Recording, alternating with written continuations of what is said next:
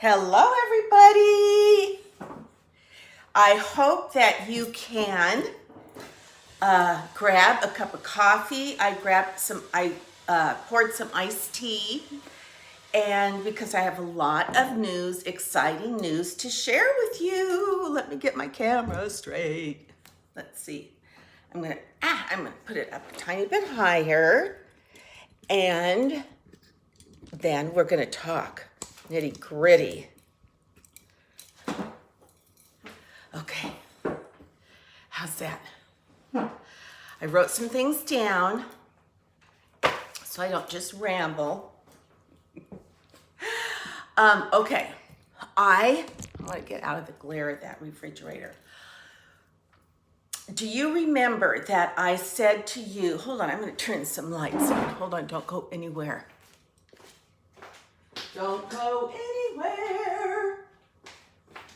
It's still early, so the sun in the window's not the best. Hold on, you guys. Okay. I'm back. I hope that lighting is a little bit better. All right. Good morning.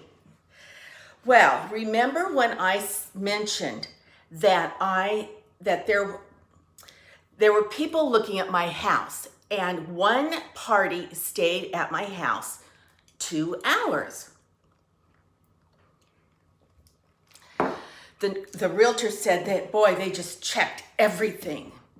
You know, they looked, they stayed, they seemed to love everything that they saw. Okay, then the next day, I had 4 showings. And I think I've already said this to you. One at 10, 11, 12, and 1. I actually had another one at 4:45 that afternoon that I didn't know about. And it ended up getting botched, not because of me, but just a miscommunication.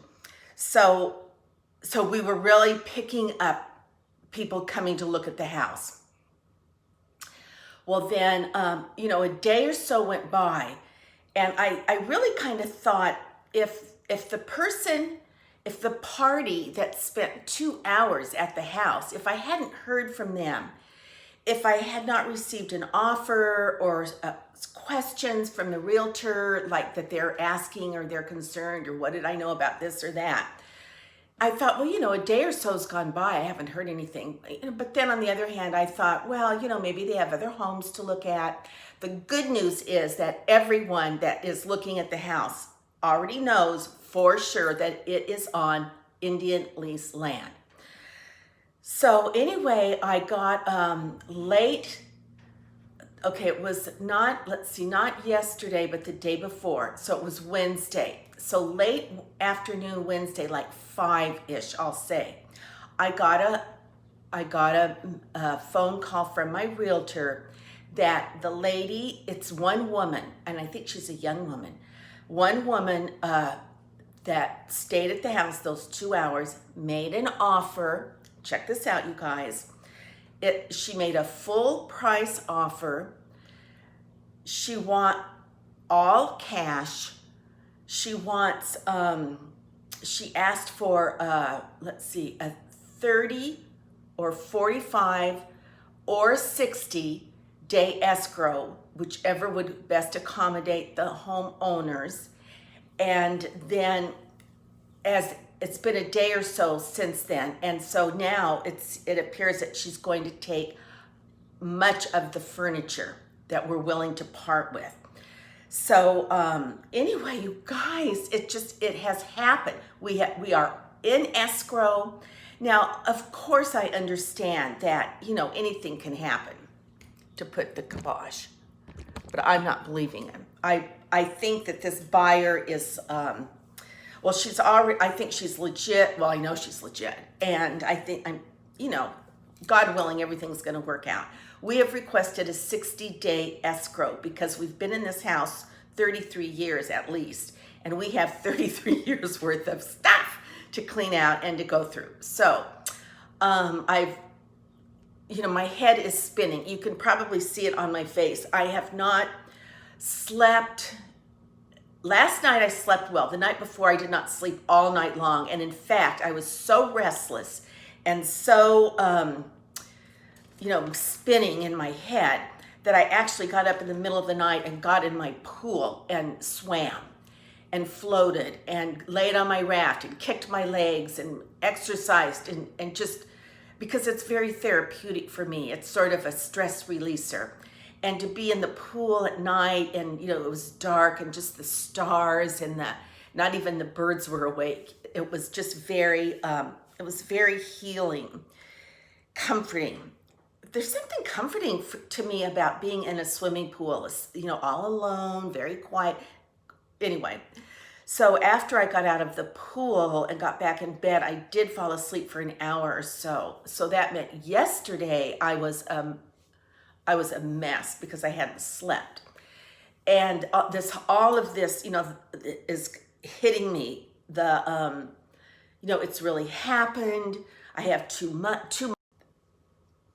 The phone just rang. I hope it didn't cut me off. I had to press decline.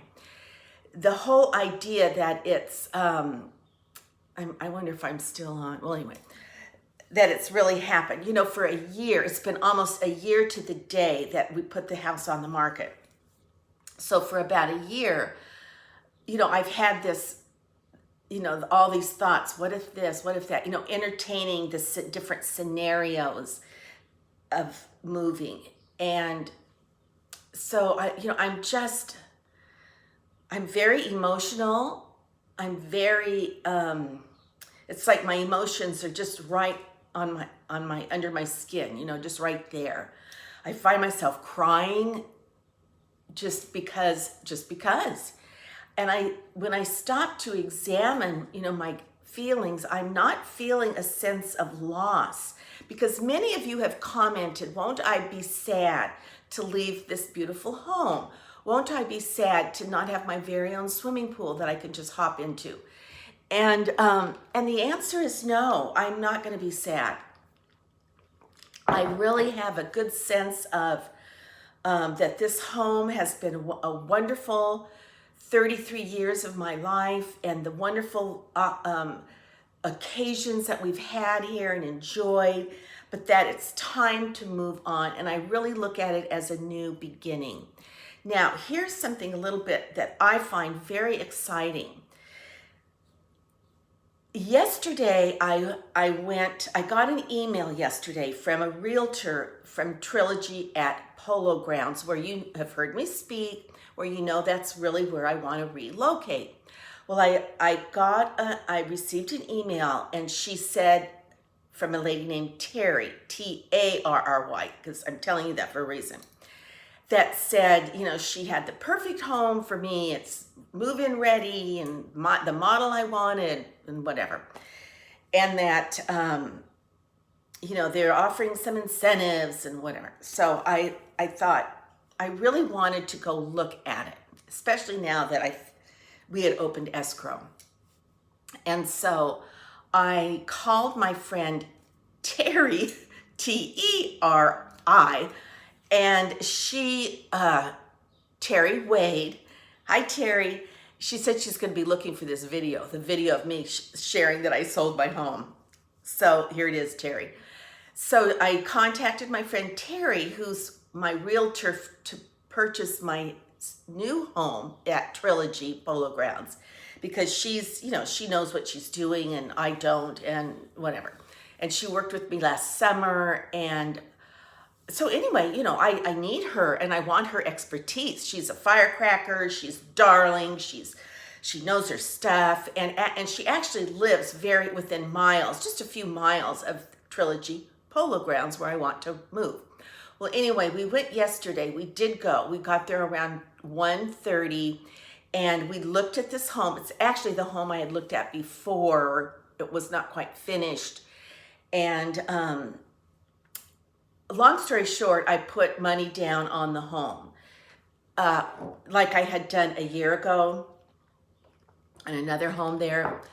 And it's all with the understanding that my escrow closes in 60 days, blah, blah, blah. But at any rate, it will hold this home for me. Now, why I want this particular house and why I was willing to put money down on it is because, number one, remember, I'm going to be single.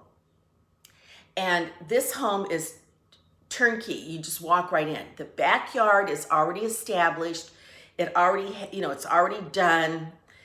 It's totally no maintenance.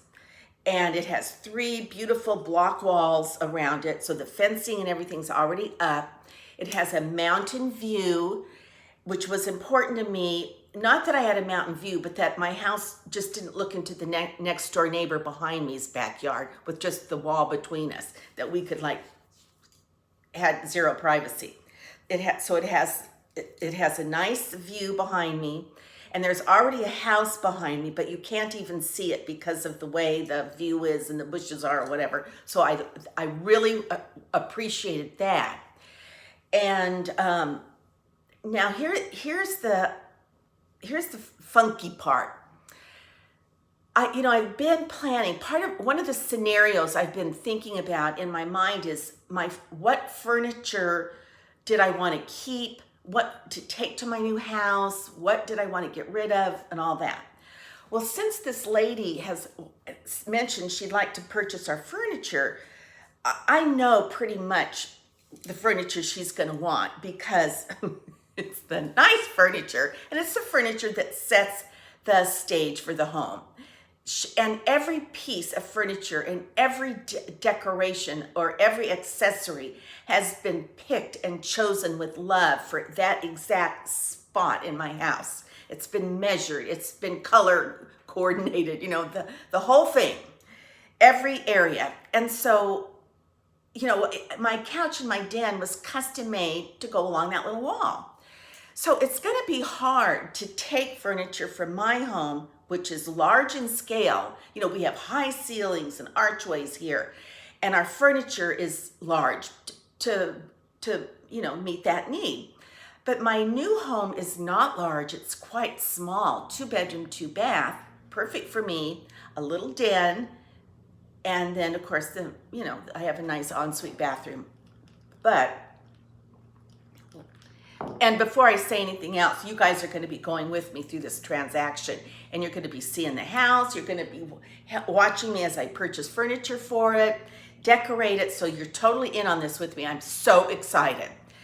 And so I've decided to get rid of everything. I'm not taking one thing. Well, I'm going to take my folk art with me. I'm going to take certain beloved pieces, some paintings, I know some paintings and certain, like I said, beloved pieces. But I've decided, I've been worrying about, well, if I take this and it's not going to be the right color, and would I put 2 chairs, or could I just use the one? What am I going to do with the other one? I've been kind of miserable over that. So I finally just thought, I'm going to sell the furniture to this lady gladly, and my husband will take, of course, whatever he wants. It's not going to be one thing that I want, because we've already talked about it. And then I'm going to, if there's anything left that's valuable, I'll give it to a consignment store, or I will just give it to Goodwill, or Angel. Well, we have an Angel View place here that is lovely, and all their money proceeds go to children with special needs. So I like that particular charity. So that being said, I'm not taking one thing with me. I'm going to take a few towels. I'm going to buy all new stuff. Now, first of all, I'm not going to need a lot. When I say I'm going to take a few towels, it's just going to be me. I don't need a lot of towels. And I'm going to buy a new bed, a queen size bed. So I'm going to need new bedding anyway. And the color, you guys, I'm totally changing, because this home is Spanish colonial, as you've seen. And it's got very rich fabrics and very, whiskey tones and golds and beiges and browns and cranberry color, whiskey tones. So, but this new house is very neutral. And the color sounds crazy, but you're going to know what I mean. It's gray / beige. So the flooring is it's not real wood flooring, but it looks like real wood. I think it's tile. I don't even know. Gosh. But it's like gray brown, gray beige. And the walls are sort of like a gray beige, really light. And the cat, anyway, so in other words, it can go with anything gray, grays, yellows, blues, grays, and then like a yellow pillow on the gray couch or whatever, or it can go with beigey tones. Well, I have discovered Restoration Hardware, and that is the new color. That's going to be my new color palette. And I've also discovered that that if you order something from Restoration Hardware and it arrives and you open it and you decide, oh, it's the wrong color after all, or oh darn, it is the wrong size, or oh darn, there's a chip in it or a stain on it or whatever, and you send it back, it cannot be put back in the main store. It goes to a Restoration Hardware center or building that is now considered seconds. So, and it's like half off. So I've discovered that, and I've already looked at, a lot of pieces that I want. But remember, my new house is quite small. So there's only room for there's not room for a lot of furniture. So if I can afford to purchase a few beautiful pieces, like a couch, I want one of those cloud couches. Oh, for heaven's sakes, ladies, go on Restoration Hardware and type in cloud couch. And I have to get a small one because my space is small. So I'm thinking a cloud couch with an ottoman. I can use the ottoman for my coffee table and then 2 chairs next to it. And then I'd like to at least get a cloud couch with the ottoman. I'd like to get some type of a console to put in a big screen TV, and then I have to get a bed. Now, if that's all I can afford to buy, then that's all I can afford to buy for now. And then as months go by, I can save more money and purchase certain other items for the house. But I believe I have something here that I'm going to use to use as a dining room table. I can't take this one that I have. Hopefully she'll buy it. It's too big, too heavy. And then I'm not even going to worry about the den. I'm not going to worry about I'm going to close those doors. And I just want to take care of, my living room, my TV, my bed. And then it has that, what makes the house, and you're going to love this, what makes the house appear larger is this invisible wall that you open that screen door. It's a 3-panel screen door, and it opens to the patio, and it has a very lovely patio built in, a big overhang with columns, and it has brick flooring, so that it really truly is indoor outdoor living. And I am going to take my couch, my outdoor patio couch, and I have 1 outdoor patio table that I want to take, and then that leaves 2 big pieces of patio furniture that my husband can have, or we'll get rid of or sell or whatever. I don't know. But anyway, so when I start feeling overwhelmed, like packing up and cleaning out, what am I going to do? I've got to get this attic cleaned out type stuff. When I start panicking, then I start thinking about Restoration Hardware and furnishing my new house and starting over. I'm taking all of my dishes because I'm a dishware fanatic.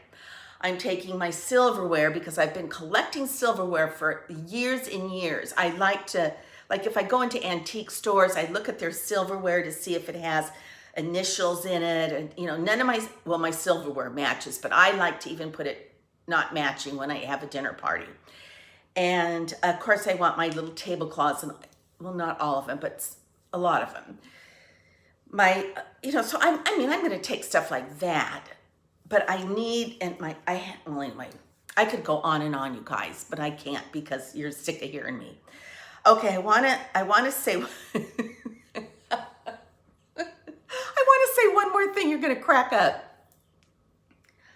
I don't know what it is about me, but because of all this change going on in my life, I have a psychological tendency to reflect on my past. For example, I was perusing, what did I want to watch? I can't find anything good to watch on Netflix or Amazon Prime and YouTube. Well, I ran across on YouTube the Gidget movies, Gidget and Moondoggie.